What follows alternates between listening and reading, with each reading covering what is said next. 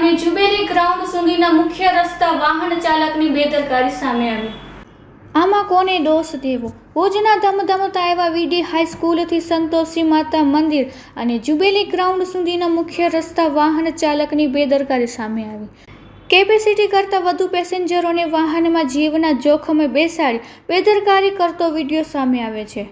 જુઓ શ્રી વિડીયો।